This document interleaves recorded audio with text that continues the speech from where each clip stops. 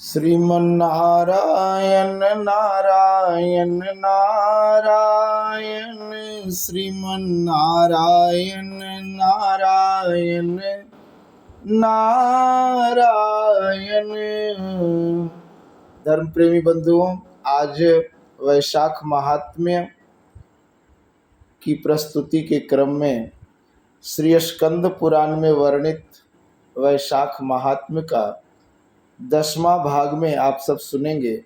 वैशाख की अक्षय तृतीया और द्वादशी की महत्ता, द्वादशी के पुण्यदान से एक कुतिया का उद्धार की कथा। श्रुतदेव जी कहते हैं, जो मनुष्य अक्षय तृतीया को सूर्योदय काल में प्रातः स्नान करते हैं और भगवान विष्णु की पूजा करके कथा सुनते हैं, वे मोक्ष के भागी होते हैं। जो उस दिन श्री मधुसूदन की प्रसन्नता के लिए दान करते हैं, उनका वह पुण्य कर्म भगवान की आज्ञा से अक्षय फल देता है। वैशाख मास की पवित्र तिथियों में शुक्ल पक्ष की द्वादशी समस्त पाप राशि का विनाश करने वाली है। शुक्ला द्वादशी को योग्य पात्र के लिए जो अन्न दिया जाता है, उसके एक एक दाने में कोटि कोटि ब्राह्मण भोजन का पुण्य होता है। शुक्ल पक्ष की एकादशी तिथि में जो भगवान विष्णु की प्रसन्नता के लिए जागरण करता है, वह जीवन मुक्त होता है। जो वैशाख की द्वादशी तिथि को तुलसी के कोमल दलों से भगवान विष्णु की पूजा करता है, वह समूचे कुल का उद्धार करके वैकुंठ लोक का अधिपति होता है। जो मनुष्य त्रयोदशी तिथि को दूध, दही, शक्कर, घी और शुद्ध मधु, इन 5 द्रव्यों से भगवान विष्णु की प्रसन्नता के लिए उनकी पूजा करता है तथा जो पंचामृत से भक्ति पूर्वक श्री हरि को स्नान कराता है, वह संपूर्ण कुल का उद्धार करके भगवान विष्णु के लोक में प्रतिष्ठित होता है। जो सायंकाल में भगवान विष्णु की प्रसन्नता के लिए शरबत देता है, वह अपने पुराने पाप को शीघ्र ही त्याग देता है। वैशाख शुक्ला द्वादशी में मनुष्य जो पुण्य करता है, वह अक्षय फल देने वाला होता है। प्राचीन काल में काश्मीर देश में देवव्रत नामक एक ब्राह्मण थे। उनके सुंदर रूप वाली एक कन्या थी जो मालिनी के नाम से प्रसिद्ध थी। ब्राह्मण ने उस कन्या का विवाह सत्यशील नामक बुद्धिमान द्विज के साथ कर दिया। मालिनी कुमार्ग पर चलने वाली पुष्चली होकर स्वच्छंदता पूर्वक इधर उधर रहने लगी। वह केवल आभूषण धारण करने के लिए पति का जीवन चाहती थी, उसकी हितैषणी नहीं थी। उसके घर में कामकाज करने के बहाने उपपति रहा करता था। सभी जाति के मनुष्य जार के रूप में उसके यहाँ ठहरते थे। वह कभी पति की आज्ञा का पालन करने में तत्पर नहीं हुई। इसी दोष से उसके सब अंगों में कीड़े पड़ गए, जो काल, अंतक और यम की भांति उसकी हड्डियों को भी छेदे डालते थे। उन कीड़ों से उसकी नाक, जिह्वा और कानों का उच्छेद हो गया। स्तन और अंगुलियां गल गई, उसमें पंगुता भी आ गई। इन सब क्लेशों से मृत्यु को प्राप्त होकर वह नरक की यातनाएं भोगने लगी। 1,50,000 वर्षों तक वह तांबे के भांड में रखकर जलाई गई। 100 बार उसे कुत्ते की योनि में जन्म लेना पड़ा। तत्पश्चात सौवीर देश में पद्मबंधु नामक ब्राह्मण के घर में वह अनेक दुखों से घिरी हुई कुतिया हुई। उस समय भी उसके कान, नाक, पूंछ और पैर कटे हुए थे। उसके सिर में कीड़े पड़ गए थे और योनि में भी कीड़े भरे रहते थे। राजन, इस प्रकार 30 वर्ष बीत गए। एक दिन वैशाख के शुक्ल पक्ष की द्वादशी तिथि को पद्मबंधु का पुत्र नदी में स्नान करके पवित्र हो भीगे वस्त्र से घर आया। उसने तुलसी की वेदी के पास जाकर अपने पैर धोए। दैव योग से वह कुतिया वेदी के नीचे सोई हुई थी। सूर्योदय से पहले का समय था। ब्राह्मण कुमार के चरणोदक से वह नहा गई और तत्काल उसके सारे पाप नष्ट हो गए। फिर तो उसी क्षण उसे अपने पूर्व जन्मों का स्मरण हो आया। पहले के कर्मों की याद आने से वह कुतिया तपस्वी के पास जाकर दीनतापूर्वक पुकारने लगी, हे मुने, आप हमारी रक्षा करें। उसने पद्मबंधु मुनि के पुत्र से अपने पूर्व जन्म के दुराचार पूर्ण वृत्तांत सुनाए और यह भी कहा, ब्राह्मण, जो कोई भी दूसरी युवती पति के ऊपर वशीकरण का प्रयोग करती है, वह दुराचारिणी मेरी ही तरह तांबे के पात्र में पकाई जाती है। पति स्वामी है, पति गुरु है और पति उत्तम देवता है। साध्वी स्त्री उस पति का अपराध करके कैसे सुख पा सकती है? पति का अपराध करने वाली स्त्री सैकड़ों बार त्रियग योनि, पशु पक्षियों की योनि में और अरबों बार कीड़ों की योनि में जन्म लेती है। इसलिए स्त्रियों को सदैव अपने पति की आज्ञा पालन करनी चाहिए। ब्राह्मण, आज मैं आपकी दृष्टि के सम्मुख आई हूँ। यदि आप मेरा उद्धार नहीं करेंगे तो मुझे पुनः इसी यातनापूर्ण घृणित योनि का दर्शन करना पड़ेगा। अतः विप्रवर, मुझ पापचारिणी को वैशाख शुक्ल पक्ष में अपना पुण्य प्रदान करके उबार लीजिए।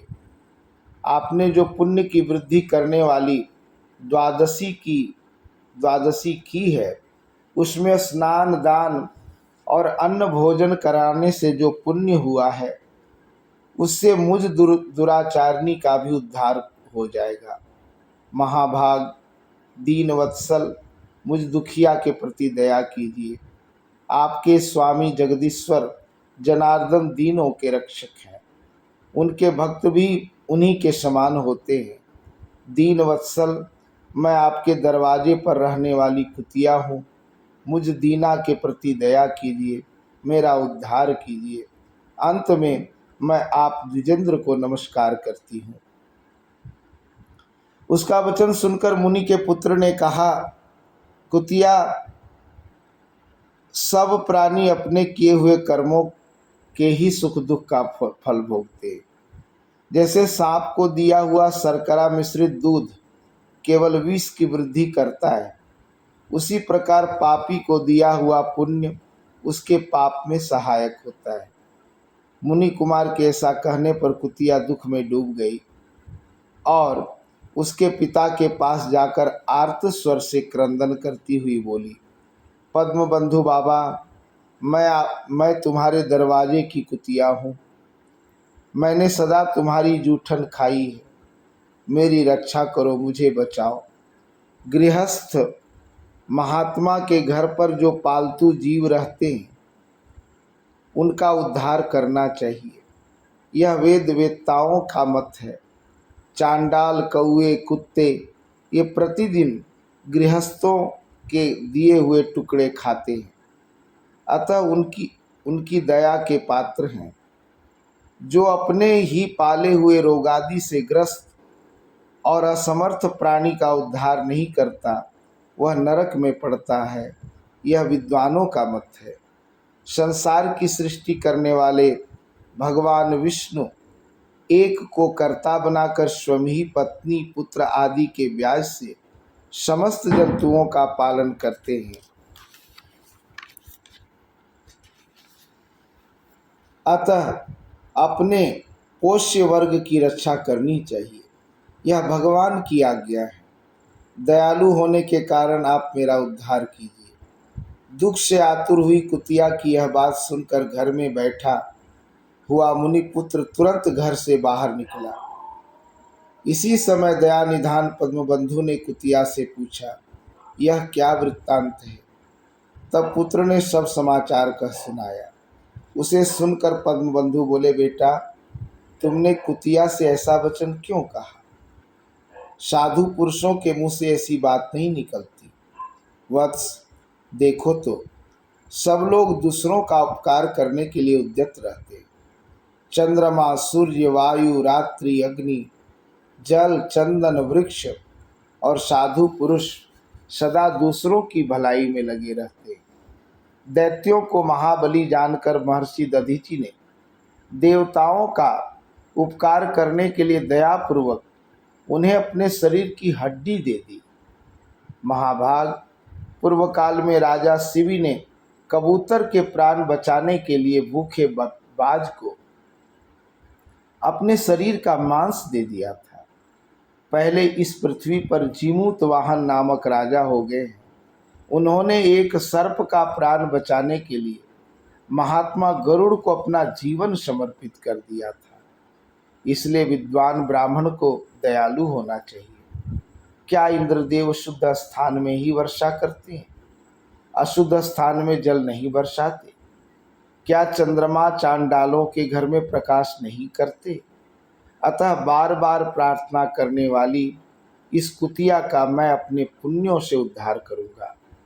इस प्रकार पुत्र की मान्यता का निराकरण करके परम बुद्धिमान पद्मबंधु ने संकल्प किया, कुतिया, ले, मैंने द्वादशी का महापुण्य तुझे दे दिया। ब्राह्मण के इतना कहते ही कुतिया ने सहसा अपने प्राचीन शरीर का त्याग कर दिया और दिव्य देह धारण कर दिव्य वस्त्राभूषणों से विभूषित हो दसों दिशाओं को प्रकाशित करती हुई ब्राह्मण की आज्ञा ले स्वर्गलोक को चली गई। वहाँ सुखों का उपभोग करके इस पृथ्वी पर भगवान नर नारायण के अंश से उर्वशी नाम से प्रकट हुई। हर हर महादेव देव, श्रीमन्नारायण नारायण नारायण। तो ये था श्री स्कंद पुराण के अंतर्गत वर्णित वैशाख महात्म्य की कथा का 10वां भाग। और कल 11वें भाग में आप सब सुनेंगे वैशाख मास की अंतिम 3 तिथियों की महत्ता तथा ग्रंथ का उपसंहार। कल वैशाख महात्म्य की अंतिम कथा जो श्री स्कंद पुराण में वर्णित है उसे आप सुनेंगे। आज के लिए इतना ही। धन्यवाद।